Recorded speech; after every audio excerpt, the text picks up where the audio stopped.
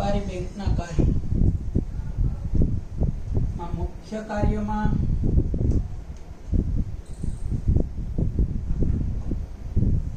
વેપારી બેંકના મુખ્ય કાર્યોમાં પહેલું છે થાપણ સ્વીકાર.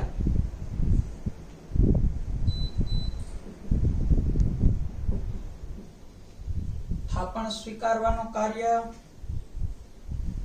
ગયા લેક્ચરમાં જોયું હતું. થાપણ 3 રીતે સ્વીકારે છે કોઈ પણ બેંક. મુખ્ય 3 છે. ચાલુ ખાતાની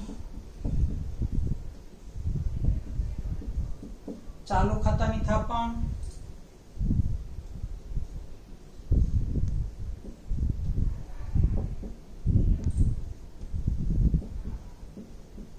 બચત ખાતાની થાપણ અને ત્રીજું છે મુદતી થાપણ. રિકરિંગ ખાતું બચત ખાતાનો પેટો પ્રકાર છે. થાપણ સ્વીકારવાનું કાર્ય ગયા લેક્ચરમાં જોયું. બીજું મુખ્ય કાર્ય છે ધિરાણની સુવિધા.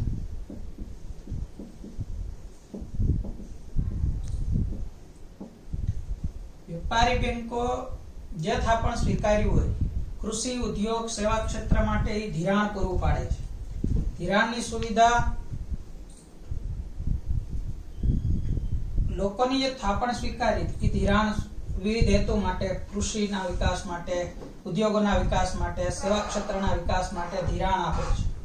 આ ધિરાણની સુવિધા સમયની દ્રષ્ટિએ જોઈએ તો 3 પ્રકાર છે.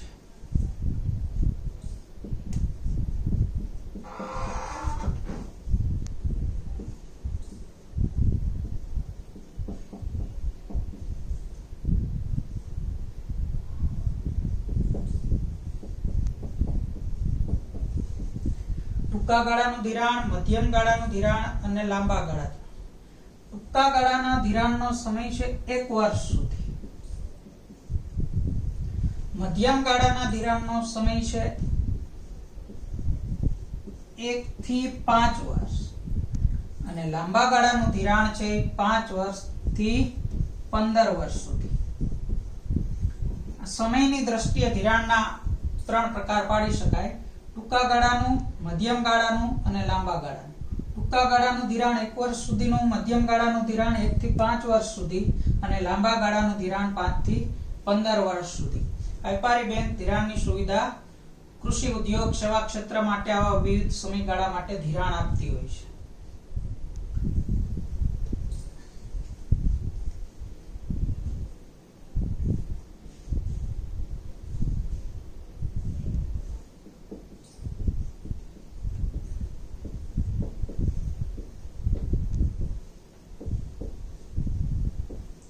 ત્રીજું કાર્ય છે ચુકવણી અને ઉપાડની સુવિધા.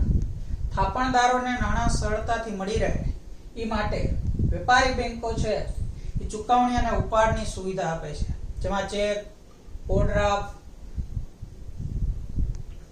એટીએમ મશીનો દ્વારા પણ નાણાં છે એ ગ્રાહકો ઉપાડી શકે છે. એટલે ચુકવણી અને ઉપાડની સુવિધા છે એ બેંકો આપે છે.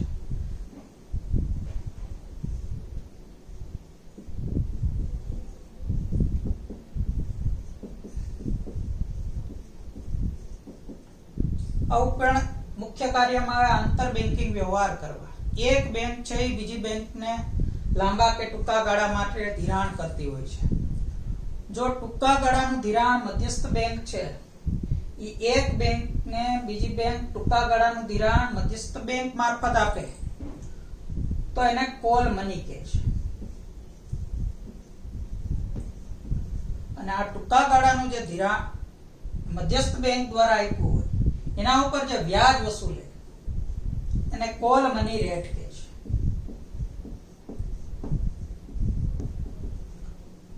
આ આંતર બેન્કિંગ વ્યવહાર છે કે એક બેંક બીજી બેંક સાથે આવી રીતે વ્યવહાર કરતી હોય છે, લાંબા કે ટૂંકા ગાળા માટે ધિરાણ આપે છે. કોલ મની કેને કહે તો કે મધ્યસ્થ બેંક મારફત એક બેંક બીજી બેંકને ધિરાણ આપે તો એને કોલ મની કહે છે. અને મધ્યસ્થ બેંક દ્વારા જે આ ધિરાણ આપવાનું છે એક બેંક બીજી બેંક એના ઉપર જે વ્યાજનો દર વસૂલી એને કોલ મની રેટ કહેવાય છે. પાંચમું કાર્ય છે એ શાક સર્જનનું કાર્ય છે.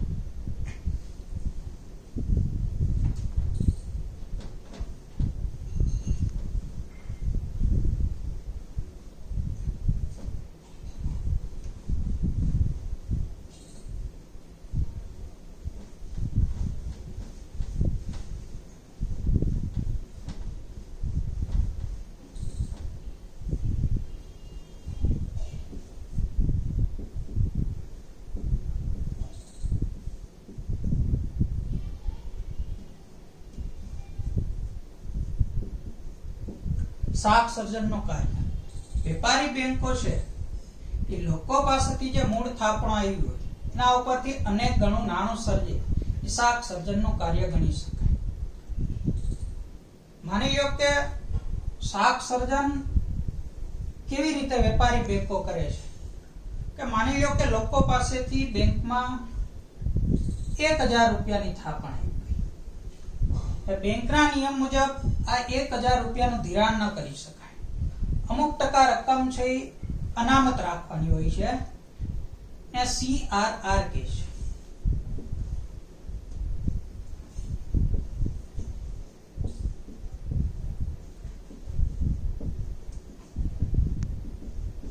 કેશ રિઝર્વ રેટિયો, રોકડ અનામતનું પ્રમાણ.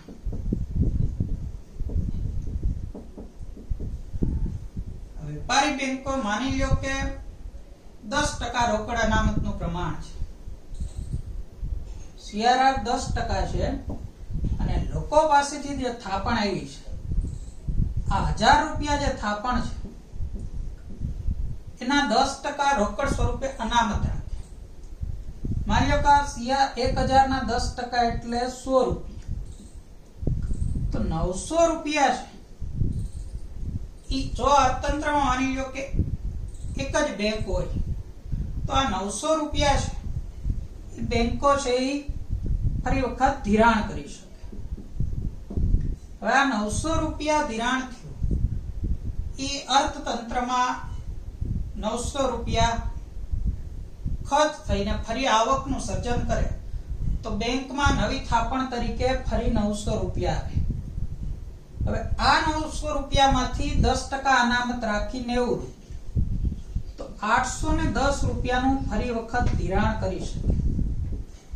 આ જે થાપણો છે એને વ્યુત્પન્ન થાપણ કહે અને લોકો પાસેથી જે આવેલી છે એ મૂળ થાપણ કે પ્રાથમિક થાપણ કહેવાય.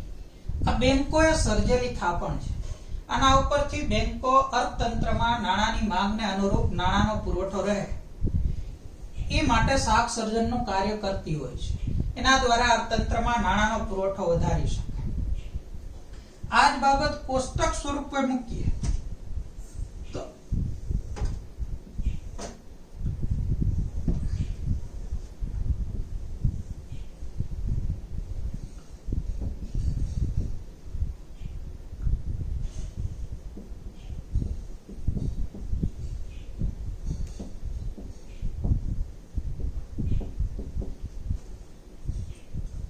માની લો કે કોઈ બેંકમાં વ્યક્તિનું ખાતું છે X, 1000 રૂપિયા થાપણ, એમાં 10% એટલે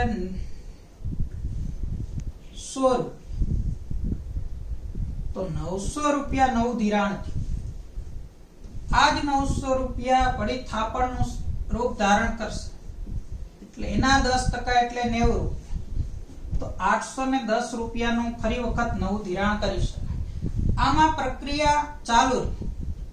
તો વેપારી બેંકો છે એ મૂળ થાપણના 10% લેખે CRR હોય તો મહત્તમ કેટલું ધિરાણ કરી શકે. આ પ્રક્રિયા આગળ ચાલુ રહે. તો આ પ્રક્રિયા જે આગળ ચાલુ રહે એના કુલ 1000 રૂપિયાની થાપણ ઉપરથી કેટલું સાખીનાણું સર્જી શકાય એ માટે સૂત્ર છે શાક સર્જન બરાબર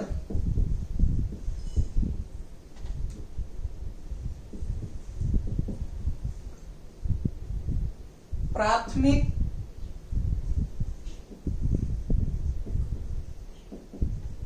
થાપણ ગુણ્યા 1/CRR. પ્રાથમિક થાપણ આવી છે 1000 રૂપિયા ગુણ્યા 1/CRR એટલે 10% લખ્યાના જોઈએ તો 10% છે 1000 ગુણ્યા 1/10%.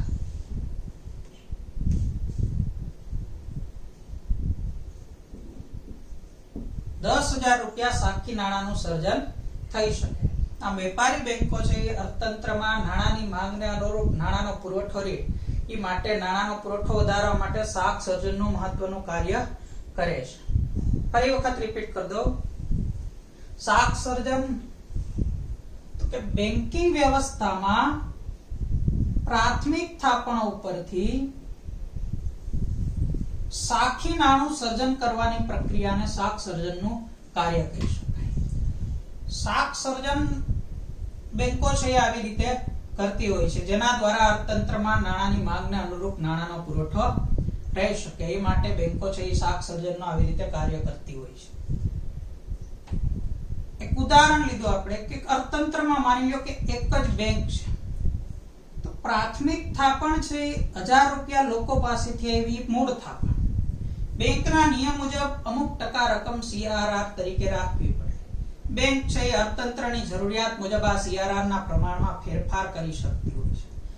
10% લેખે 1000 ના 100 લેખે CRR રાખ્યા તો 900 રૂપિયાનું ધિરાણ કરી શકે. આ બેંકોએ જે ધિરાણ કર્યું છે એ ફરી આવક અર્થતંત્રમાં ખર્ચ થઈ ફરી આવકનું રૂપ ધારણ કરી બેંકમાં 900 રૂપિયા એના ફરી વખત 10% લેખે અનામત રાખી બેંકો છે એ નવું ધિરાણ કરે છે. આમ બેંકો છે એ મૂળ થાપણ ઉપરથી અનેક ગણું સાખી નાણું સર્જન કરતી હોય છે. આ શાખ સર્જનનું કાર્ય છે.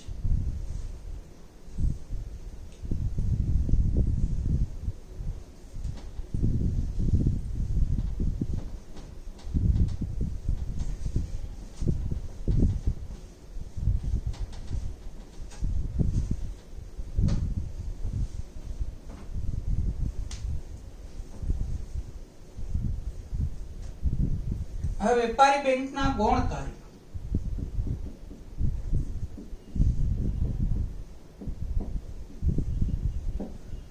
ગૌણ કાર્યમાં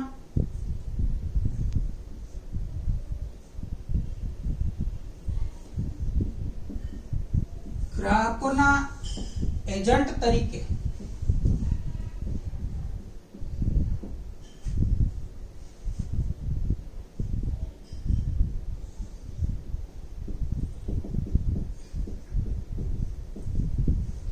ગ્રાહકોના એજન્ટ તરીકે ઉપયોગી સેવા આપે છે. એક બેંક છે એ બીજી બેંક માટે આવી રીતે ગ્રાહકોના એજન્ટ તરીકે અને ઉપયોગી સેવા આપતી હોય છે. જેમ કે એકબીજાથી અજાણ્યા આયાતકાર અને નિકાસકારને શાખનો પ્રમાણપત્ર આપે છે. આ સિવાય ગ્રાહકોના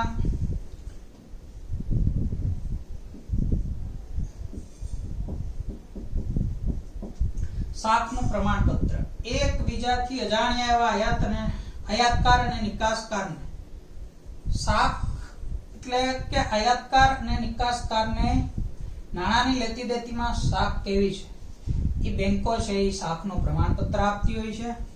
આ સિવાય ગ્રાહકોના કિંમતી દસ્તાવેજો આભૂષણો આ સાચવવા માટે લોકરની સુવિધા આપે છે. લોકર બેંકમાં જેથી ગ્રાહકોને ઘરે સોનું કે આવી ઝવેરાત સાચવવા માટેનું જોખમ ન લેવું પડે એટલા માટે બેંકો છે એ લોકરની સુવિધા આપતી હોય છે.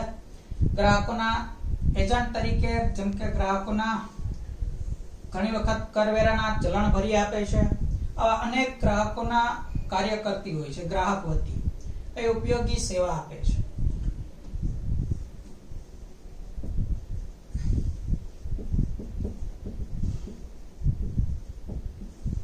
આ સિવાય બેંકો છે એ સમયની સાથે આધુનિક સેવાઓ આપે. બદલાતા જતા સમયને અનુરૂપ બેંકોનું કાર્ય ધીમે ધીમે આધુનિક થતું જતું હોય છે. જેમ કે મોબાઈલ બેન્કિંગ, નેટ બેન્કિંગ આવી સુવિધા દ્વારા મોબાઈલ ફોનમાં જ ગ્રાહક પોતાના ખાતાની બધી વિગત જોઈ શકે છે. આ સિવાય ચેક કે ચલણનો ઉપયોગ કર્યા વગર ગ્રાહકના એક ખાતામાંથી બીજા ખાતામાં એક સ્થળેથી બીજે સ્થળે નાણાંની હેરફેર માટે એનઈએફટી,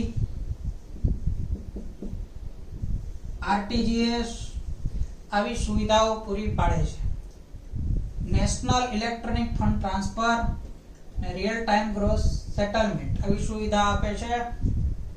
નેટ બેન્કિંગ દ્વારા આ સુવિધાઓ શક્ય બને છે, જેથી ગ્રાહકોના કાર્ય છે એ ઝડપથી થઈ શકે.